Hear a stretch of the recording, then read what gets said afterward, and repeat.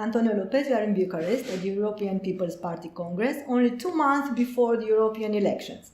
So how do these elections look like as seen from Bucharest? Well, the fact that we are here, that the EPP is here with this big event tomorrow, proves that we have, as I said several weeks ago, here also in Romania, that Romania is first for the EPP. In our campaign strategy, for our also strategist, and also for Manfred Weber, for myself, Joseph Daul, the president of the party, and all the leadership of the EPP, we have for months said and studied that there are several key countries that can make a difference in the European Union in the next 5 years and also in these elections. And one of the key priorities is Romania. So it's not out of the blue that we are here, and we trust that the Romanian citizens will have the best representation with PNL list that has just appeared yesterday inside the EPP. What is this important? Because the EPP is the one taking the decisions in the European Union. If the polls are right, we can contest the polls or not, but they are saying that the EPP will remain as the largest force in the European Union. So that's why it's essential that this vote for the PNL members in the European Parliament is good, so they can have strength also inside our EPP group. It's good that we are here tomorrow, everybody. A few months ago, Romania was subject to a resolution in European Parliament on the rule of law. How would you describe what happened in the meantime? For example, have the authorities here in Bucharest managed to correct the errors that this resolution had pointed out? Are the authorities or the government, socialist government, aware? I have always said it. If they change, if they go in the right path, the EPP will be there to help. Because the EPP wants to help Romania and Romanian citizens. It's clear and transparent. So if the government goes in the right path, then we will be there. If they don't go through the right path, then it's our necessity, a way of doing things to denounce this, because we want that the rule of law, the independence of justice, the human rights, everything that we ask for everybody, are also implied here. And if the European Commission, a non-partisan institution, is giving several recommendations in this sense, then we have to make understand, I don't know how to put it, the socialist government, that they have to improve in this sense. Yeah. Because DPP is in favor of the Schengen integration for Romania. And so it's up now to this actual government to do the homework and not to go backwards. Because 2 years ago, Romania was accomplishing 3 of the 5 topics needed to come into Schengen. Today it's only 1, so we have come backwards. And it's not, I'm talking about the Romanian citizens. They are the ones suffering these consequences, and we don't want that. DPP wants Romania in Schengen. So the one that has to change its methods and its approach is the socialist government. Yeah, okay, but does the EU still have mechanisms to constrain a country like Romania to return to the democratic? I will always say that I don't like to arrive to that. There are mechanisms like reducing funds. Dude, the Romanian people merit that? No. Romania is one of the most, and the Romanian people, the most pro-European, together with Spanish. They are the most pro-European people in the European Union. Why do they have to be treated this way? They don't merit that. And it's through this government that this is happening, or could happen. We don't want that. We don't want that. Yeah, but the Romanian PM said then, in the day of the resolution, that MIPs are misinformed. Which Prime Minister? Because I think you have several. Okay. In the day of this resolution, she was there and she said that you are misinformed regarding the situation in Romania. Do you feel in any way that you are misinformed? Let's say that I could be misinformed, and I don't think I am. Let's say. Is the European Commission misinformed? I don't think so. I think that the European Commission is a very serious. Sometimes also for Spain, sometimes we have had critical annotations from the European Commission, and we had to accept it. And no one in Spain no socialist politician or popular politician criticized the Commission. We just accomplish. That's why we are in Schengen, and that's why we don't have any problem. So the only thing they have to do is stop crying, stop protesting, and do their homework, like everybody else has done. And there is no conspiration against anyone. And I am a little bit tired of this story, that whenever something like this coming, the socialists, they say, this is against Romania. This is, I mean, who do you think you are? That you represent, that you are the Romanian people? No, the Romanian people need to have a better representation in this sense, and to be represented in Brussels in the good way. It means funds have to come. And for this, the job has to be done. You seem to trust Romanian society more than our government. For my experience, yes. The European People's Party... Not only here, by the way, but in Spain, where I'm in constant contact with the Romanian diaspora, very large, very helpful, people that work, very serious, that had a wonderful integration in Spain. I think that everybody knows. Are you receiving messages from Romanian, from Spanish diaspora?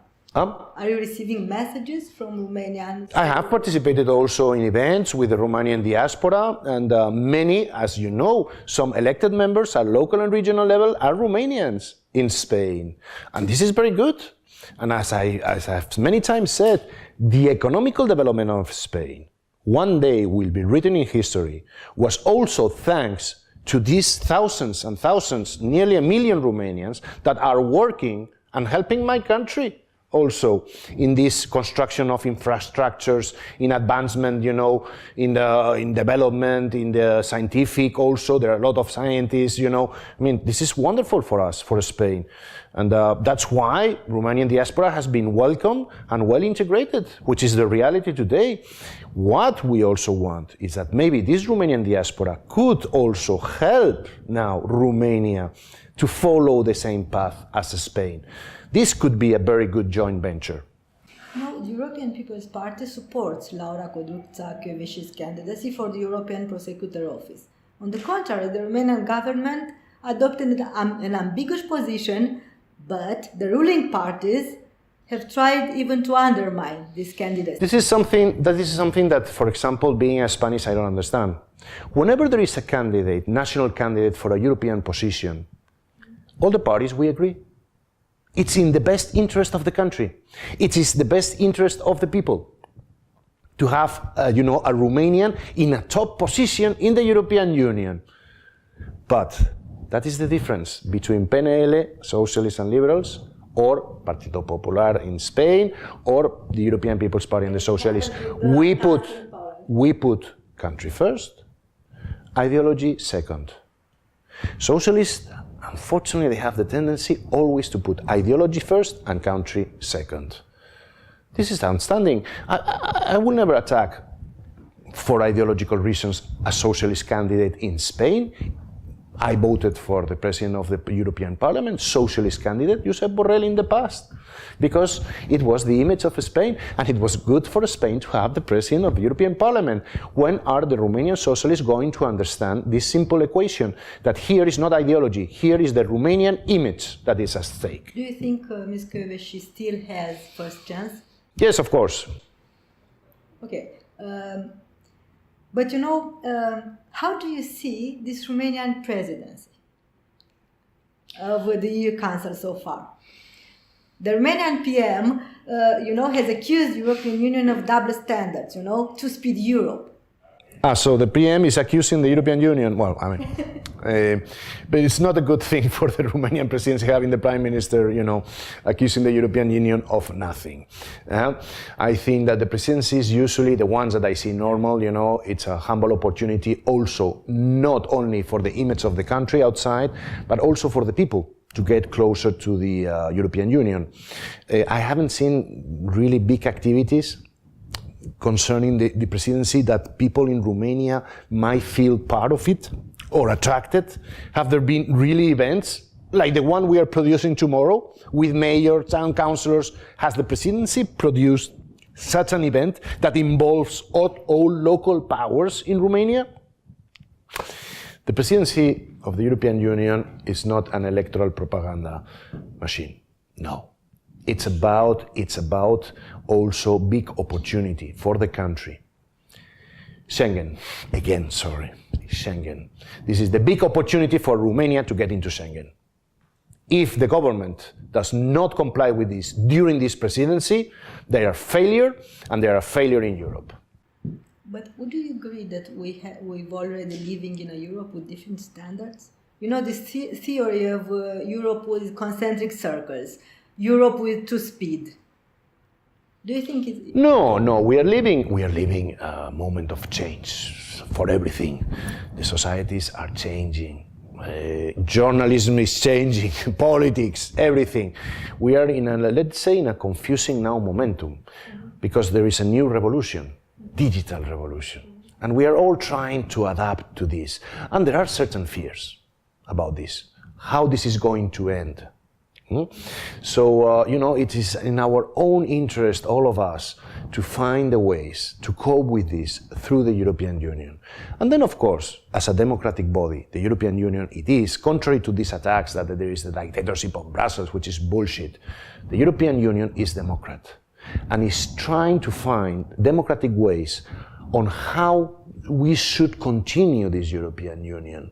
Should we do it with double speed or not? Let's do it. I mean, there are now discussions going on how to improve, because the European Union is not monolithic. Can be changed, can be reformed, to be adapted to the new realities, and that's what we're doing. And of course, there are different schools, but at the end, we will have to choose. I like debates. We have a lot inside the EPP. I don't care. It's good. Because at the end, one of the ideas will prosper, and we believe will be the best one for the European society, you know. I cannot tell you which will be the one, if double speed or not, you know, I don't know right now. There's a discussion going on. Let's have the debate, the discussion, and let's find a way to produce better. No, Romanian Social Democrats are not from your political family. However, Fortunately, yes, it's quite the case. The party of Mr. Orban is. What will happen next? Can Viktor Orban, I don't know, avoid the exclusion from PP? It's again, the PP is a democratic party. Yeah. And we have a rule that if 7 member parties from 5 different countries send letters asking for the expulsion of a member party, we have to proceed with the vote in the political assembly. It's our member parties, the ones that will decide. The Prime Minister of Hungary, Viktor Orban, is taking now steps. He has sent letters to different people, different leaders, asking for excuse, even Jean-Claude Juncker. You know, I mean, he's taking the right steps. But it's our parties who will decide if these are the right steps or not. I wish other parties will have such democratic ways, yeah, because I have never seen any contestant, you know, because socialist prime ministers are not saints. But I have never seen any discussion inside the socialist family or the liberals or the expulsion of anyone. Yeah, it's true. It's true. You know, in the last years, at almost every important election, there have been discussion about Russia's meddling. Yes. Is Russia present in this European campaign? Well, always, unfortunately, the suspicion that, you know, they will try to meddle, you know, in our elections. I hope not. I hope that sense will come into Russian authorities. It will be such a big mistake to meddle inside the European elections, or in our national elections, or whatever elections in Europe. I think it's a big mistake. And it's time now for Russia to reconsider this strategy. I think it's a failed strategy. In the past, good relation between Russia and the European Union can only bring good things. But it's Mr. Putin and his cronies in Moscow that they have created this situation. It's up to them to change it and to stop immediately these kind of things. I'm telling this as a Spanish. We were very aware of the fake news and the meddling in the Catalonian question. This not again will be repeated. Brexit, Catalonia, and another... Yes. But you know, it's my last question. These days, everyone's eyes are focused on what happens in London, in the British Parliament, you know. What will be the outcome of this? Not only these days. Unfortunately, the last 3 years, we have been always following what's going on there. They couldn't have more protagonism for the bad. The good story here that everybody has to know is that the European Union, 27 countries, they have kept together in this negotiation. The British have failed for the first time in history because during 400 years their strategy was to keep European countries separated.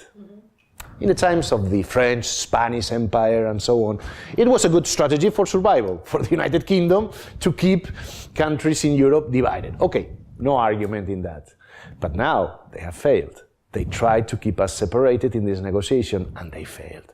27 countries have come together during these 3 years with the same proposals with our very good negotiator, chief negotiator, Michel Barnier. And we have offered a treaty. It was not easy. Not everybody thinks the same. For example, the Dutch or the French, they have fishery problems with the United Kingdom, but they agreed in order to have the best treaty. Spain has a little problem with Gibraltar, but Spain has agreed in order to have the single solution, because we want the best solution for Brexit. We accept Brexit, it was asked by the British people, so and we want to have the best success story for all, you know, specifically 400,000 Romanians living in the United Kingdom. This is very important. Also 200,000 Spanish living in the United Kingdom. Also 300,000 is living in Spain. Yes. This has been always our first priority. And in that we have accomplished. Unfortunately, the British side is not doing that, and the proof is there. The news, what's going on, the debates in Westminster, you know, that makes no sense. And this is a final note, warning sign for everybody. If this is happening in the United Kingdom, what could happen in our countries, in Spain or Romania, if we were confronted with the same scenario? This is my message to many extremists and radicals that I ask, you know, for our countries and for the destroying of the European Union. This is the future that keeps us, that awaits you. If the United Kingdom, such a powerful country, one of the nuclear powers in the world, is going to suffer and is suffering what's going on now politically, imagine that for us. Yeah, of course. A message for Romanian electors. Of course, I will ask for their vote for PNL, because this is a vote for the European People's Party. You want really to be effective, you want that Romania really is effective, then you have to vote PNL. Why? Because it will be integrated, and it is member of the largest political force in Europe. There you can make a difference. And there we can start to work for those infrastructures that so much transport, highways, airports. You know, it's a protest today. There is a protest going on. I mean, this is for me something that I still have to, you know, people protesting because they want more highways. I have never seen something like that. There should not be protest about this. There should be these highways going on. Where are the European funds, government? Where is the European funds? Why are not you just presenting, you know, a great, you know, strategy about this? This has done so many good things to my country, Spain. Yeah, there you are. You have a good example. The one that I have been discussing with President Ludovic Orban, which is in the best interest of the Romanian citizens.